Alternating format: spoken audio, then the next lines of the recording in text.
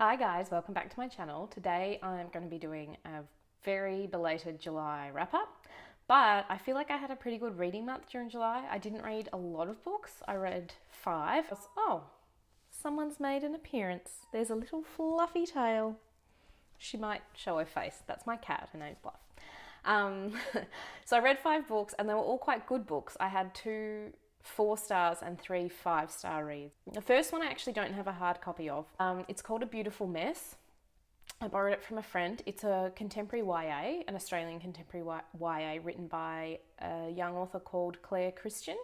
And the book's done very well. It actually was the winner of the Text Prize. So Text is an Australian publishing company that have an unpublished manuscript award.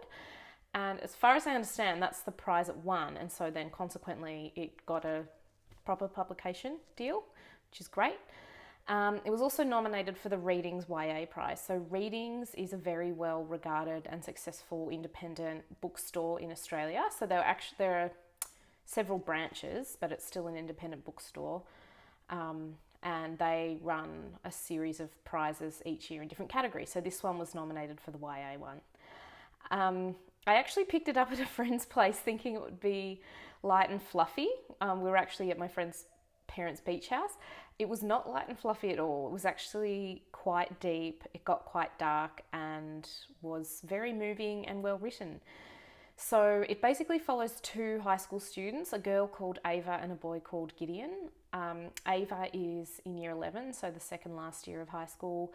Her best friend has committed suicide, and so Ava's part of the story is her dealing with grief essentially and what it means to lose a best friend.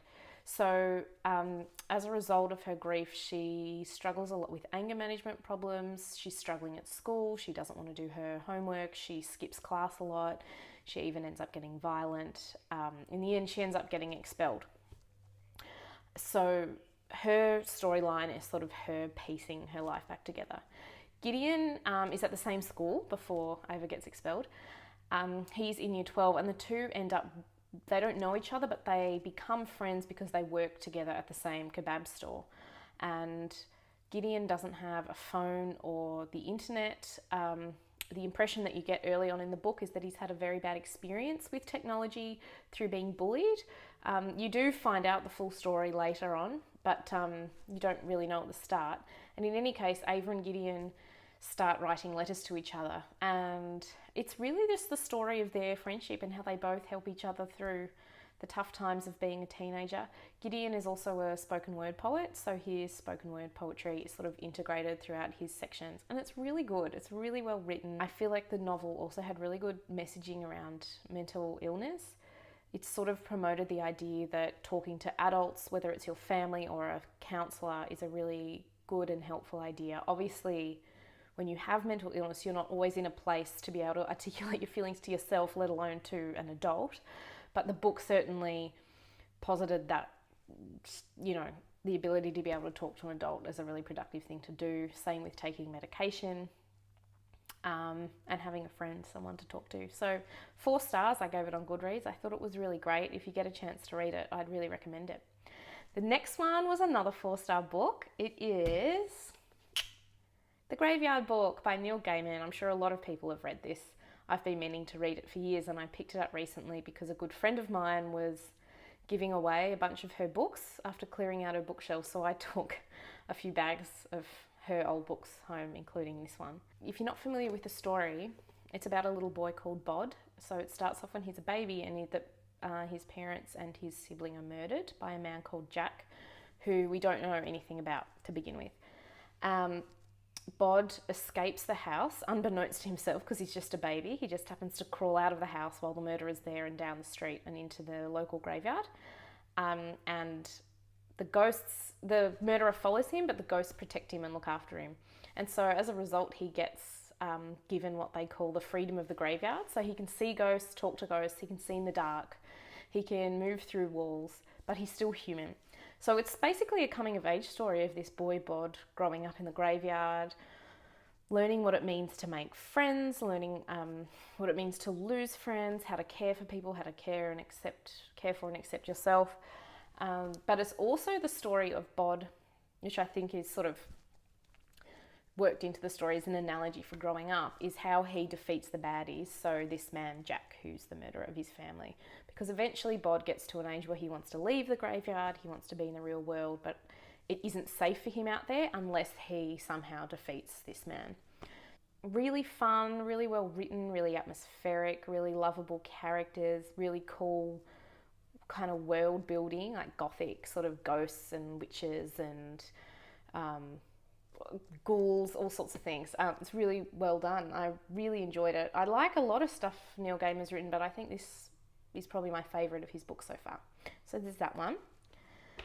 The next three are all 5-star reads, and I think I liked them all equally, but I'm going to start with one that is actually a reread.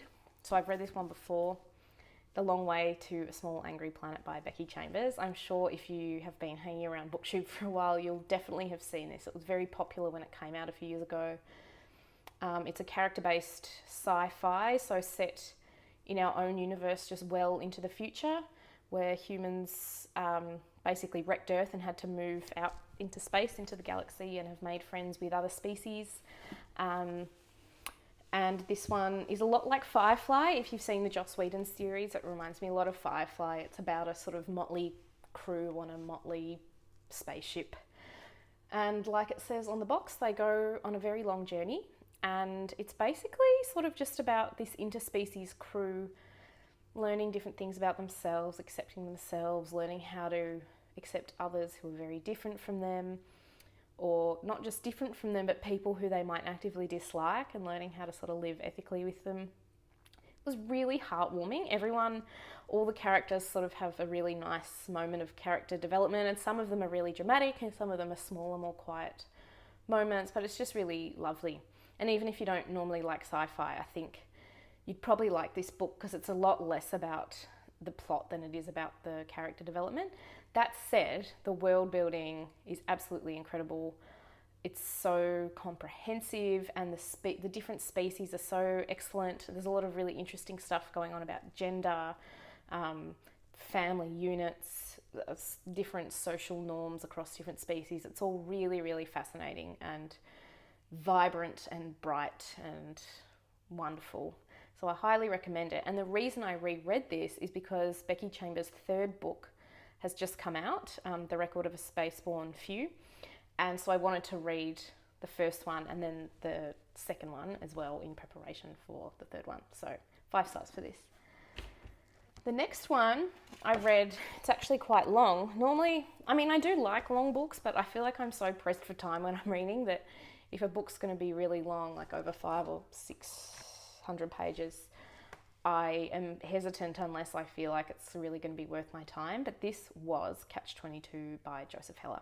It's set during World War II, and often I do like World War II fiction, but I just feel like there's so much of it written that to find a book that deals with war in a way that I find effective and not just moving, but like helps me understand its gravity, I find it hard to find books like that, sort of amongst the plethora of World War II narratives, but this one was excellent. It reminded me a little bit of MASH, the TV series, that's sort of a comedy set. That one's set during the Vietnam War, but it's sort of about the absurdity of what it means to be at war. However, that show's very funny and often quite warm. I found this darker and a lot more biting and satirical, but it's basically a satire of the red tape and bureaucracy of the military. So primarily it follows one man called Yossarian. He's an American soldier, and his squadron is stationed in Pianosa, which is an Italian island. And it does follow their missions, like the different fighting missions that they get sent on, but it also kind of just covers all the insane and inane procedural stuff, like how you get promoted and all the absurdity of the amount of paperwork and people getting caught up in wanting to be generals and admirals rather than actually focusing on the war at hand or caring about other people at all. So it's also, I suppose, about the absurdity of war itself. So all the men are going crazy, like some of them go really crazy. None of them want to be there. And the catch-22 is that if they're insane, if they're declared medically insane, then they have to be sent home and they're not allowed to fly any more missions. But they can't be declared insane because they need men to fly more missions. But you would only fly the missions if you were considered insane. So it's this stupid circular logic that's invented, of course, but it's to communicate and satirize the kind of rules and red tape of the military. The way it's written is really interesting. It's very funny. I laughed out loud a lot. It gets quite gory towards the end, but it's written in a really interesting style. It's certainly not linear in its chronology. The chapters also jump around a lot in time and location, point of view, so it's often quite hard to follow, and I found myself flicking back a lot to make sense of the order of events. But in the end, I think it doesn't actually matter whether you understand that stuff or not, because the point of it is to I think the form of the prose is meant to mirror like the craziness and absurdity of the military administration and also of the men's minds, so the men who are soldiers and really struggling to be at war. It's very sexist in the scenes that deal with women, which I found very hard to read and very troubling and problematic, but the rest of it was really excellent and I highly recommend it. Now my final book is probably... So I liked all these 5-star books equally, I suppose, but I'm not going to include The Long Way to a Small Angry Planet in my favourite books of 2018 because it's not the first time I've read it. But this book that I'm about to talk about is probably my favourite book of the year, if not... Yeah, my favourite book of the year. It's called Pond. It's by Claire-Louise Bennett, who I think she's a UK writer, or maybe she's Irish. It's set in Ireland anyway. And it's really interesting and fascinating. So it's often described as a book of short stories or linked short stories. I wouldn't describe it like that. I would say it's a novel, but just with a very unique prose style. So some of it, I'll show you, like this is the first page, it's one paragraph, and then other sections are slightly longer, like a few pages, and then there's other short sections. And they do all kind of loosely have their own topic, but not in a short story way. Like you certainly couldn't skip ahead. You do need to read them in order to make any sense of this. And it's told in the first person by a woman. I'm not sure if you find out her name. You might, but in any case, it doesn't matter if you know her name or not, because the book is far more concerned about... It's sort of like reading what it's like to be in her mind in real time. So the pacing is very strange. Sometimes it is tediously slow and she describes things in the most minute detail that you've ever read, and I don't even know how the author came up with some of it. But then other times it's very broad and jumps around with these huge ideas. So it kind of like your own mind does. So what that means is you get these incredibly specific descriptions of the stone cottage that she lives in and the pond, and what it's like riding her bike in the dark to town and forgetting her keys and raking the leaves on the steps outside her house, and how she likes to peel a banana in the morning. You know, these really sort of like the minutiae of her life. And then at the same time you get these sweeping sections that are, you know, about her thoughts on colour or mood or light, but it's not like she's trying to be particularly philosophical. I feel like it's just the way your mind wanders and kind of considers these things even if you don't really know what you're talking about. That said, the character is an academic, so she does reference some more academic or philosophical ideas, but I don't feel like you need to understand them to get the essence of this book. I loved it. I just found it such an interesting use of language. It's very dense and rich language, so I found I could only read a few pages at a time because I really wanted to focus on what she was writing about. But at the same time, I didn't want to leave it too long between sections because, as I said, it is quite dense and you don't want to forget the stuff that's gone before.